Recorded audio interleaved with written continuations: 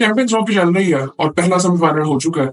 और जैसा कि हम बात कर रहे थे कि इंडिया को दुबई में हराना इस वक्त बहुत मुश्किल काम है किसी भी टीम के लिए। कुछ अच्छे फोर्स्ड चेंजेस हुए थे ऑस्ट्रेलिया की टीम में, बट आई थिंक ऑस्ट्रेलिया ने आज कई गलतियां भी की। लेकिन कई चीजें उनके हक में भी गई। लेकिन फिर भी अगर देखा जाए, हम जनरली बात ये कर रहे थे कि अगर वो अपनी पूरी स्ट्रेंथ के साथ खेलते भी हैं तो उनको बैटिंग बहुत ही अच्छी करनी पड़ेगी। मतलब उस तरह से बैटिंग करनी पड़ेगी जिस तरह आप कहें कि अब अगर ये 270-80 का विकेट है तो उनको 350 करने पड़ेंगे। जो कि ऐसा लगा यहाँ पे। शुरू में थोड़ा सा ऑस्ट्रेलिया का लगा कि यार शायद वो 290-300 क्रॉस कर जाएंगे। एक टाइम पे ऐसा लगा था, लेकिन ऐसा हुआ नहीं। 265 का टारगेट उन्होंने दिया। टॉस वो जीते थे, बैटिंग का फैसला उन्होंने किया। एक फोर्स चेंज उनको करना पड़ा था, मैथ्यू शॉट नहीं था। कनोली खेला था उनकी जगह पे, और कनोली साहब जल्दी आउट भी हो गए थे, 0 पे आउट हुए वो। बॉलिंग उन्होंने अच्छी की। लेकिन सबसे पहले स्कोर कार्ड देखते हैं, फिर उसके बारे में डिटेल में बात करते हैं। ऑस्ट्रेलिया ने टॉस जीता और पहले बैटिंग का फैसला किया। ट्रेविस हेड ने ओपन किया कूपर कनोली के साथ। वो 0 पे आउट हुए कनोली साहब, और ट्रेविस हेड ने 39 रन बनाए 33 बॉलों में। 2 छक्के 5 चौके लगाए, 118 का स्ट्राइक रेट। इस तरह की इनिंग इनकी होती है। बट अगर ये थोड़ी सी लंबी जाती ना तो शायद चीजें काफी बेहतर हो सकती थी। बट आई थिंक उसके बाद चीजें बड़ी खराब हुई, जिस तरह स्टीव स्मिथ और मार्नस लबुशेन की पार्टनरशिप लगी। अब मार्नस 29 रन बना के आउट हुआ और स्टीव स्मिथ ने 73 रन बनाए 96 बॉलों में। इनकी पार्टनरशिप बड़ी जबरदस्त आ रही थी। मतलब इस वक्त लग रहा था कि स्टेबिलिटी आ रही है, और इन्होंने रन रेट को भी मेंटेन किया हुआ था। मतलब ऐसा कुछ नहीं था कि रन रेट बहुत ज्यादा कम था। तकरीबन आई थिंक डेफिसिट की अगर बात करें तो 20-25 रन का जा रहा था, 5 से ऊपर का रन रेट जा रहा था। तो बड़ा वो जबरदस्त लेके चल रहे थे। अगर हम देखें तो तकरीबन इनके आई थिंक 2 आउट थे 30 ओवरों में, और 260 तकरीबन रन थे इनके 30-32 ओवरों में। हाँ, ऐसे ही था कुछ। और बड़ा अच्छा वो लेके चल रहे थे। फिर जब मार्नस लबुशेन आउट होता है ना, उसके बाद चीजें चेंज होना शुरू होती हैं। फिर बाद में उसके इंग्लिश आता है। अब इंग्लिश जिस फॉर्म में वो था, जिस तरह की उसने इनिंग खेल दी थी अपने पहले मैच में, अब ऑस्ट्रेलिया को भी अगर देखें ना तो उनको एक प्रॉपर मैच मिला हुआ है, इंग्लैंड वाला। उसके बाद वो अफगानिस्तान वाला भी उन्होंने आधा मैच खेला। बैटिंग पूरी तरह से कह नहीं सकते उस मैच में, मतलब टेस्ट हुई, लेकिन इंग्लैंड में हुई थी। इंग्लैंड की बॉलिंग अच्छी खासी है, उन्होंने की अच्छी बॉलिंग नहीं है इस टूर्नामेंट में, बट उनकी बॉलिंग अच्छी खासी है। सो वो जिस तरह से वो टूर्नामेंट जीते हैं, तो मतलब हम ऑस्ट्रेलिया के बारे में जानते ही हैं कि ये ऐसे करेंगे। बट यहाँ पे जो था ना, एक चीज जो डिफरेंस वहां से पाकिस्तान से और दुबई में था, कि यहाँ पे अगर ऑस्ट्रेलिया दूसरी बैटिंग करता तो ज्यादा फंसता शायद। उसकी वजह ये थी। अब वो चीज गलत भी हो सकती थी। आज अगर आप पिच देखेंगे ना तो बाकी पिचेस से बेहतर था। बट मैं ये नहीं कहूंगा कि यहाँ पे स्पिनर्स को सपोर्ट किसी तरह की भी नहीं थी, बिल्कुल थी। लेकिन आज की पिच के हिसाब से, फॉर एग्जाम्पल, ऑस्ट्रेलिया की बॉलिंग उस तरह की नहीं थी कि आप कहें कि वो 265 को डिफेंड कर सकती है। शायद कर भी सकती थी, बट आई थिंक इंडिया की बैटिंग बहुत लंबी है। 8वें नंबर पे जडेजा आता है, तो यहाँ से हम अंदाजा लगा लें कि उनकी बैटिंग कितनी लंबी है, और वो बड़े आराम से उन्होंने करना था चेस, और उन्होंने किया भी। खैर उसके बाद इंग्लिश सब जब आउट हुए ना, तो उस वक्त काफी उम्मीदें नीचे आ गई थी कि उस वक्त जब इंग्लिश खेल रहा था ना, इंग्लिश और स्टीव स्मिथ, कि अब स्मिथ भी आगे जाएगा। और स्मिथ जिस तरह से आउट हुआ, वो आई थिंक बैड लक की थी। वो फुल टॉस शामी साहब का लग गया विकेट पे। वो आई थिंक वो बैड लक थी। वहां से सारा मोमेंटम जो था ना वो चला गया इंडिया की तरफ। वरना वहां से लग रहा था शायद इंडिया ऑस्ट्रेलिया 320-25 भी कर जाए, ये भी लग रहा था, और शायद उससे भी ज्यादा हो सकता था। लेकिन फिर जब वो आउट हुआ तो मोमेंटम सारा चेंज हो गया था। एलेक्स कैरी और स्टीव स्मिथ की भी पार्टनरशिप लगी। एलेक्स कैरी ने 61 रन बनाए, बट वहां से सिर्फ उस वक्त वही रन बना रहे थे। अब उसके बाद ये था कि उसके बाद मैक्सवेल ने आना था। मैक्सवेल भी एक छक्का मार के आउट हो गया। अब मैक्सवेल से भी उम्मीदें उस वक्त थी। अब यहाँ पे ये जो मैं बात कर रहा हूँ ना, हम हर बैटर की पोजीशन पे हम बात कर रहे हैं कि इससे उम्मीद थी। इसकी वजह ये है कि इनकी टीम में, या मोस्टली जो अच्छी टीमें होती हैं, उनका हर प्लेयर मैच विनर होता है। आप ट्रेविस हेड की बात करो, एक ओपनर उनका चेंज हो गया, उसको छोड़े। आप स्मिथ की बात करें, वो अकेला मैच साइड पे कर देता है। मार्नस लबुशेन को आप देखो, वो जब खेलना शुरू करता है तो वो, हमें उसका भी पता वो रोल क्या होता है। इंग्लिश को हम देख चुके हैं पिछले मैच में, एलेक्स कैरी को भी हम देख रहे हैं पिछले 1-1.5 साल से वो क्या कर रहा है, और कितनी टाइम से आई थिंक वो खेल रहा है ऑस्ट्रेलिया की टीम से। और फिर ग्लेन मैक्सवेल को अगर देखें तो उसको हम जानते हैं कि वो करता गया। वो अफगानिस्तान वाला मैच हमें भूलना नहीं चाहिए, वर्ल्ड कप का, जहां से वो 117 पे 7 आउट थे, और वहां से वो मैच खींच के ले गया था, और 200 अकेले ने खड़े होकर मार दिया था उधर एक टांग पे। सो ये आई थिंक ये सारी चीजें देखने वाली हैं। तो ये मैच भी ना जिस तरह से थे, आदम जैपा को आप देखें, उसके बाद नेथन एलिस ने भी नीचे से आके 10 रन बनाए। एलेक्स कैरी की अच्छी इनिंग थी जिसकी वजह से ये पॉसिबल हो सकता है कि 265 हो जाए। फिर एक टाइम पे लग रहा था शायद 220-25 भी करना मुश्किल हो जाएगा, क्योंकि वहां पे 7 आउट हो गए थे। सो एलेक्स कैरी अगर आउट हो जाता वहां पे तो मैच खत्म था उधर। बट उसकी वजह से उसने 61 रन बनाए 57 बॉलों में, तो उसकी वजह से 265 रन हो सके, जिसकी बदौलत 200 आई थिंक एटलीस्ट थोड़ा कह सकते हैं कि फाइटिंग टारगेट मिला इंडिया को। उसके बाद अगर इंडिया की बॉलिंग की अगर बात करें तो मोहम्मद शमी साहब ने 10 ओवरों में 48 रन दिए, 3 आउट किए। ओवरऑल अगर देखें ना, अगर आपने मैच देखा हो तो ऐसा लग नहीं रहा था कि शामी को बहुत अच्छी बॉलिंग कर रहा है। बट अगर सिचुएशंस के हिसाब से देखें तो वो चीजें इंडिया की तरफ गई, शामी की तरफ गई। अब जिस तरह स्मिथ आउट हुआ, वो आउट वाला बॉल नहीं था भाई, वो चौके वाला बॉल था। तो ये चीजें देखने वाली थी। हार्दिक पांड्या ने तकरीबन अपना वो छठा ओवर कर रहे थे, 40 रन देके एक आउट किया। उनकी इकोनॉमी आज जरा थोड़ी ज्यादा है, 7.27। उसके बाद कुलदीप को देखे तो 8 ओवरों में 44 रन। ये तंग कर रहा था इनको, मतलब स्मिथ को भी इसकी समझ आ नहीं रही थी। उसके बाद वरुण चक्रवर्ती को देखें तो 10 ओवरों में 49 रन, 2 आउट। चक्रवर्ती साहब तंग तो कर रहे थे। अब इसके बारे में बात ये हो रही थी कि इसको तब लगाया जाए जब हेड साहब ऊपर खेल रहे हैं। सो आई थिंक ये बड़ी इंटरेस्टिंग चीज थी। अक्षर पटेल और इसने आई थिंक इसने किनको आउट किया बोला। हाँ जी, ये देखे ना, एक चक्रवर्ती ने वरुण चक्रवर्ती ने ही आउट किया हेड को। सो ये मतलब इंडिया की तरफ से भी ये चीजें काफी बेहतर हो रही थी। एक टाइम पे ऐसा लग रहा था कि इंडिया के हाथ से मैच निकल रहा है, क्योंकि अगर यहाँ पे 290 हो जाता ना, फिर मुश्किल किसी हद तक हो सकती थी।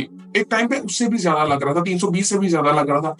बट वो नहीं हो सका। ये जो 264-65 पे रह गया, तो यहाँ पे चांस इंडिया के हो गए थे। इसके बाद जब इंडिया बैटिंग के लिए आया, इंडिया के भी 2 आउट हो गए थे। फिर गेम ऑस्ट्रेलिया की तरफ चली, बट फिर विराट कोहली और अय्यर खड़े हो गए थे। सो उन्होंने आई थिंक जो पार्टनरशिप लगाई, उसके बाद फिर मुश्किल था बड़ा ज्यादा। चक्रवर्ती ने भी 2 आउट किए, अक्षर ने 1 आउट किया 8 ओवरों में 43 रन देके। रविंद्र जडेजा ने 8 ओवरों में 40 रन देके 2 आउट किए। सो अब ये 4 स्पिनर्स खेल रहे थे। अब एक टाइम पे इनको लग रहा था कि बॉलिंग तो अच्छी कर रहे हैं, बट इनको मार भी पड़ रही थी। एक टाइम पे ऐसा था। उसकी वजह ये थी कि मतलब अगर आप ऑस्ट्रेलिया की बैटिंग देखोगे ना, तो उन्होंने आपको बोल्ड नहीं किया। यही हम बात करते हैं, माइंडसेट का मसला ही है। अब आज वो हारे हैं ना, उनको इतना मसला नहीं पड़ा होगा कि जिस तरह हमारे यहाँ पे चीजें हो जाती हैं। अभी आज एक बड़ी इंटरेस्टिंग चीज हुई है, हमारे स्क्वाड्स अनाउंस हुए हैं ये अगले टूर के लिए। और अजीब सी बातें दोबारा शुरू हो गई हैं, काफी चेंजेस हैं। और वो परफेक्शन के चक्कर में ना, मतलब हम ना इस साइड पे ठहर सकते हैं ना इस साइड पे ठहर सकते हैं। वो तनकीद अभी भी हो रही है कई चीजों पे, और मुझे बड़ा अजीब सा लगता है कि जब ये जो एक दो सहाफी जिनको मैं फॉलो करता हूँ, और वो आई थिंक मुझे लगता है कि हमें किसी तरफ तो रहना चाहिए ना। काफी चेंजेस ऐसे हुए। हाँ, ये नहीं मैं कहता कि हम बहुत अच्छी डायरेक्शन की तरफ जा रहे हैं, ऐसा बिल्कुल नहीं मैं कह रहा। और मुझे ना, मैंने स्क्वाड थोड़ा सा देखा, मुझे थोड़ी सी उम्मीद आई। एक दो प्लेयर्स ऐसे थे कि जो कि होने चाहिए थे, जो नहीं थे। फिर मैंने प्रेस कॉन्फ्रेंस देखी, और उससे फिर मुझे उम्मीद हुई कि हम मतलब अपनी नॉर्मल रूटीन में ही हैं, और कुछ ज्यादा ऐसा सोच नहीं रहे, क्योंकि माइंडसेट की तब्दीली ऐसे नहीं आती। हम अभी भी ना वो डामाडोल पोजीशन में ही है कि हमें पता ही नहीं अभी हमें कहाँ जाना है। हम अभी बात कर रहे हैं, खैर उसके बारे में फिर बात करेंगे, ये चैंपियंस ट्रॉफी खत्म हो जाए फिर उसके बारे में बात करेंगे। खैर उसके बाद जब इंडिया की बैटिंग आई, तो इंडिया की बैटिंग ऐसी थी कि रोहित ने अटैक किया और कुछ चांसेस भी उसको मिले। रोहित को 28 रन बना के आउट हुआ 29 बॉलों में, 3 चौके 1 छक्का उसने लगाया। एक दो चांस भी उसको मिले। शुभमन गिल जल्दी आउट हो गया था। विराट कोहली ने 84 रन बनाए। सो आई थिंक वो बिल्कुल उसके टाइप की गेम थी विराट कोहली की, कि इतने रन से दौड़ उसने चेज करना था, और उसने वही किया। उसने 98 बॉलों में 84 रन बनाए, और उसने वो मैच बहुत दूर ले गया था। वो जिस तरह वो आया था ना आज, वो खेलना उसने शुरू कर दिया था। मैं कहा ये अब खराड़ेगा, ये नहीं होता आउट। तो अय्यर साहब उसके साथ खड़े हो गए थे, जो कि हम देख रहे हैं पिछले कुछ टाइम से कि वो जिस तरह से फॉर्म में है। हमने रिसेंट सीरीज में भी उनकी देखा था, जो इंग्लैंड के साथ थी, और अभी हम इस टूर्नामेंट में भी देख रहे हैं कि वो किस तरह से परफॉर्म कर रहे हैं। और अक्षर पटेल ने फिर नीचे से आके 27 रन कर दिए। ये इसे कहते हैं कंप्लीट कंप्लीट ऑलराउंडर, कि बॉलिंग में भी अपना पूरा काम कर रहे हैं, और जो बैटिंग में भी रिक्वायरमेंट है वो भी पूरी कर रहे हैं। फिर उसके बाद केएल राहुल थे, उन्होंने 42 रन बना दिए आके। अब यहाँ पे देखें ना, ये इनकी स्ट्रेंथ चेक करें आप। इनके पास हर तरह का प्लेयर है। अब यहाँ पे ना, हमारे यहाँ पे ना अभी बात ये होती है, इस पोजीशन पे इस तरह का बैट्समैन, इस पोजीशन पे इस तरह का बैट्समैन, इस कंडीशन में इस तरह का बैट्समैन। कोई गोरी टीम ऐसा नहीं करती, स्पेशली अपनी बैटिंग के साथ, मोस्टली बॉलिंग के साथ भी कोई बॉलिंग की टीम ऐसा नहीं करती। ये कोहली टीम की मैं बात कर रहा हूँ, ये ऑस्ट्रेलिया इंग्लैंड हो गया, ये बहुत रेयरली करते हैं कि कंडीशंस को देखेंगे। वो कहते हैं कि हर बॉलर को हर कंडीशंस में खेलना चाहिए। बहुत रेयर होता है इनका कि ये ऐसे कुछ एक दो चेंजेस करें। ये अपनी कोर कभी भी चेंज नहीं करते।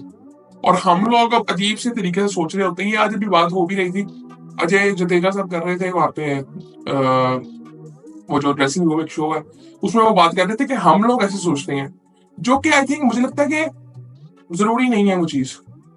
तो खैर, हार्दिक पांड्या ने भी 28 रन कर दिए। तो अब 49वें ओवर की पहली बॉल में इंडिया ने चेस कर लिया, 6 आउट हुए थे इंडिया के, और जीत गए थे आसानी से I think.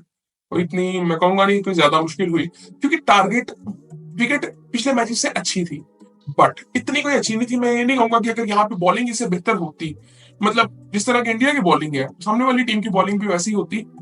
I don't think so कि ये चेज हो सकता था। चेजेबल तो था, बट आई थिंक वो चेजेबल इस वजह से था कि रन बॉल से कम था ना, तो मोमेंटम तो आपके हाथ में रहा। सो यहाँ पे पहले थोड़ा सा यहाँ पे देखते हैं कि फॉल ऑफ विकेट्स कैसे हुए। इंडिया की अगर बात करें ना, तो 30 पे पहला आउट हुआ था, जो शुभमन गिल आउट हुआ था। 43 पे दूसरा आउट हुआ। फिर वहां पे थोड़ा सा ना हल्का सा लगा कि यार हो सकता है। फिर तीसरी विकेट 134 में गिरी, चौथी 178 पे, पांचवी 225 पे, छठी 249 पे, 259 पे, 259 पे, तीसरी छठी कह रहा हूँ, हाँ छठी, वो 6 आउट हुए थे। इसी तरह अगर आप ऑस्ट्रेलिया का भी देखेंगे ना, तो उनकी भी ऐसी कोई विकेटें नहीं गिरी। उनकी भी पार्टनरशिप 40-50 की लगती रही है, जिसकी वजह से वो इतना स्कोर कर गए हैं। हमें ये चीज समझनी चाहिए कि हमारी पर्सनल कंट्रीब्यूशन क्या है, एज ए टीम हम क्या कर रहे हैं, पर्सनल कंट्रीब्यूशन क्या है, वो सब अपना अपना काम आगे करते रहे हैं। आपको ना गेम अवेयरनेस की थोड़ा सा खुद पता होना चाहिए। आज आकिब जावेद ने एक बड़ी जबरदस्त बात कर दी है, जो इनडायरेक्टली बहुत से लोग टीवी पे कर रहे थे, मीडिया पे कर रहे हैं, उसने भी कर दी है कि यार प्लेयर को ना खुद पता होना चाहिए कि मैंने अपने ऊपर काम करना है, और वो मैंने कैसे करना है। ये ये डायरेक्टली बात वो मतलब कह तो नहीं सकते थे। वो बाबर आजम के बारे में बात कर रहे थे, और ये हमारे हर प्लेयर के बारे में बात होनी चाहिए, क्योंकि मुझे नहीं लगता कि हमारा जो इंटेलेक्चुअल लेवल है ना, वो हम इस चीज को एक्सेप्ट करते हैं कि हमें कुछ सीखने की जरूरत है। हमें ये लगता है कि हमें बस सब पता चल गया, अब हमें कुछ सीखना नहीं है, अब इस लेवल पे हम पहुंच गए हैं। और दूसरी फिर चीज ये आती है कि इतनी ज्यादा क्रिकेट हो रही थी कि आपके पास सोचने का भी टाइम नहीं है। सो अब जब आई थिंक मुझे लगता है कि ये तो अच्छी बात हुई है कि उनको रेस्ट दिया गया, लेकिन आई थिंक ऐसा सोचना नहीं चाहिए जिस तरह अभी बात हो रही थी उसमें भी, कि आगे वो खेलेंगे कि नहीं खेलेंगे। मेरा ये मानना है, ऐसा नहीं है कि इवन मैं बाबर की अगर बात करूं, ऐसा नहीं है कि वो T20 खेल नहीं सकता। अब आप उसको PSL में देख लें, वो 150 के स्ट्राइक रेट से खेलता है। मसला उसके माइंडसेट का है, कि उसके दिमाग में जो चीजें। अभी वो कल मैं देख रहा था, माइक हैसन जो वहां के कोच हैं, क्या कहते हैं, इस्लामाबाद यूनाइटेड के भी कोच हैं वो, पिछले साल थे, इस साल तो नहीं होंगे शायद, वो IPL खेलने जाएंगे। खेलने नहीं जाएंगे, IPL की कोचिंग करने जाएंगे। उन्होंने ना वो पूरा ब्रेक डाउन किया कि पाकिस्तान क्रिकेट का मसला क्या है। उन्होंने सिंपली कहा कि 15 साल पहले ना न्यूजीलैंड के साथ ये मसला चल रहा था, कि जहां पे ना वो फियर ऑफ फेलियर हमारे अंदर था और हमारे प्लेयर्स के अंदर था, आज नहीं है। तो वो बाबर आजम के साथ सेम मसला है। वो 90 बॉलों में 60 क्यों करता है भाई? उसको अपनी परफॉर्मेंस करनी है। ये उसके अंदर से कैसे निकलेगा? ये उसकी अपनी भी एक ताकत है, होनी चाहिए, और कोई बात भी कर सकता है। हमारे कल्चर में ये चीजें बड़ी मुश्किल है, ये करना। ये प्रेशर इस तरह का होता है ना पर्सनली, ये बहुत बड़ा मसला है हमारे लिए। इसका सबसे बेहतर हल ये था कि हम ना जरा फ्रेश लोगों को लेके आए। मैं इस चीज के ऊपर बिल्कुल हूँ। अब एक दो चेंजेस ऐसे थे, अब इसके बारे में फिर अभी बात नहीं करूंगा, बाद में करेंगे बात। अभी अगर देखें तो इंडिया जीत गई है। और उसके बाद अगर उनकी बॉलिंग की बात करें तो डॉर्शियस जो था उनका, बेन डॉर्शियस, उसने एक आउट किया 39 रन देके 7 ओवरों में। कैथन एलिस ने 10 ओवरों में 49 रन देके 2 आउट किए। ऊपर कनोली ने 8 ओवरों में 37 रन देके 1 आउट किया, और ये एक आउट शुरू में उसने रोहित शर्मा को किया था। आदम जम्पा ने 10 ओवरों में 60 रन दिए। मेरे लिए हैरानगी की बात है, क्योंकि जैम्पा का मतलब था कि यार अच्छी बॉलिंग करेगा, डिसेंट है बॉलिंग, मतलब 6 की इकोनॉमी है, 2 आउट भी किए उसने, और बड़े अहम आउट किए थे उसने। आई थिंक उसने अय्यर को और कोहली को आउट किया था उसने। तनवीर संगा 6 ओवरों में 41 रन। ये आई थिंक अपना पहला मैच खेल रहे थे, इनका कोई एक्सपीरियंस इतना ज्यादा नहीं है अभी पीछे, बट वो रिक्वायरमेंट थी पिच की के स्पिनर्स को खिलाना है। बट वही बात आ जाती है ना फिर, कि अगर आप अपनी बेस पे रहते हैं, अपनी स्ट्रेंथ पे आपको है ट्रस्ट, तो फिर आई थिंक उसको आपको लेके चलना चाहिए। खैर उसके बाद मैक्सवेल साहब ने तकरीबन 7 ओवर किए, 35 रन उन्होंने भी दिया, आउट कोई नहीं किया। 1 ओवर किया हेड ने, 6 रन उन्होंने दिए। सो आई थिंक वो पता चल ही रहा है यहाँ से, जितनी ट्राई इन्होंने कर ली है, 7 बॉलर्स इन्होंने ट्राई की है। सो वहां से पता चल ही रहा है, 8वां स्मिथ खुद भी हो सकता था। तो मतलब वही बात फिर आ जाती है कि बॉलिंग से टूर्नामेंट जीते जाते हैं, और बॉलिंग नहीं थी आज ऑस्ट्रेलिया की उस तरह से, इनके मेन प्लेयर्स नहीं थे। सो आई थिंक मैं तो एक रीजन वो समझता हूँ, यहाँ पे अगर बॉलिंग वो होती, वो कॉम्बिनेशन थोड़ा सा चेंज होता। फॉर एग्जाम्पल, आपको नीचे पैट कमिंस मिल जाता है, आपको नीचे मिल जाता है मिचेल स्टार्क, जो कि बैटिंग भी करते हैं प्रॉपर। सो वो एक ऑटोमेटिकली वो एक बैलेंस टीम में आ जाता है। और अगर आप इनके ओपनर की बात करें, अगर वो होते, कंडीशन ऐसी ना होती, कंडीशंस भी मैं कहूंगा कि इतना ज्यादा नहीं है मसला। पहले मैं कहूंगा कि इनकी कॉर्ड बॉलिंग ही नहीं है। शायद अगर इनकी कॉर्ड बॉलिंग होती तो यहाँ पे फंसा भी लेते, क्योंकि फास्ट बॉलिंग भी इधर अच्छी की जा सकती है। दुबई के पिचेस का एक तो मसला ये है कि यहाँ पे जो है वो बैट्समैन तंग होते हैं, आउट जल्दी हो सकते हैं। बट यहाँ पे मैं समझता हूँ कि स्पिनर्स को बॉलिंग को हेल्प मिलती है। अगर आप बैटिंग अच्छी करना चाहो तो आप कर भी सकते हैं। सो एक सारी ऐसी चीजें ओवरऑल अगर देखें तो मुझे लगता है कि बेहतर चीजें होती हैं, लेकिन हमने एक्सट्रीम कुछ देखी हैं चीजें। मतलब जिस तरह इंडिया ने 4 स्पिनर्स खिला दिए थे, तो मतलब ये चीजें होंगी। अब यहाँ पे मैं तो अभी भी ये समझता हूँ, जो मैं पहले समझ रहा था कि हमारे ग्रुप से ही दोनों टीमें होंगी जो कि फाइनल में आएंगी। अब यहाँ पे अगर आप देखें तो न्यूजीलैंड का और साउथ अफ्रीका का सेमीफाइनल है। साउथ अफ्रीका और इंडिया का पहले भी एक फाइनल हो चुका है T20 वर्ल्ड कप में। मेरा अभी भी ये मानना है कि न्यूजीलैंड, अगर उनका बैलेंस देखे ना, वो जो रिक्वायरमेंट्स होती है ना एक कंप्लीट टीम की, वो न्यूजीलैंड के अंदर है। सो बट फिर मैं वही कहूंगा कि जब दुबई में मैच होगा ना, मेरे ख्याल से दुबई में इसी तरह की विकेट बनेगी अब, कि थोड़ी सी ना वो बैटिंग को सपोर्ट करे। और न्यूजीलैंड और क्या कहते हैं, इंडिया का मैच होगा। और अगर साउथ अफ्रीका आ गया, मुझे फिर दोबारा ये लगता है कि इंडिया मैच को ले जाएगा। क्योंकि इंडिया की जो बॉलिंग है ना यहाँ पे, वो आई थिंक उनकी स्ट्रेंथ है। इस वक्त स्पिनर्स की मैं बात कर रहा हूँ, फास्ट बॉलिंग की मैं बात नहीं कर रहा। फास्ट बॉलिंग नहीं, आई डोंट थिंक सो कि इस वक्त उनकी स्ट्रेंथ उस वक्त है। बट हमें ये चीजें देखनी है। आई थिंक लंबी हो गई है वीडियो, फिर बात करेंगे। और बाकी आई थिंक काफी चीजें ऐसी हुई हैं आज जिसके बारे में बात की जा सकती है। 2-3 जो मैचेस हैं, 2 मैचेस रह गए हैं, वो खत्म हो जाए, फिर उसके बारे में भी बात करेंगे। और कुछ आई थिंक फजूल सी बातें फिर शुरू हो गई है दोबारा उसी तरह से, कोई ऐसी नई बात नहीं हो रही जो पहले सुनी ना गई हो। तो फिर आपसे बात करेंगे।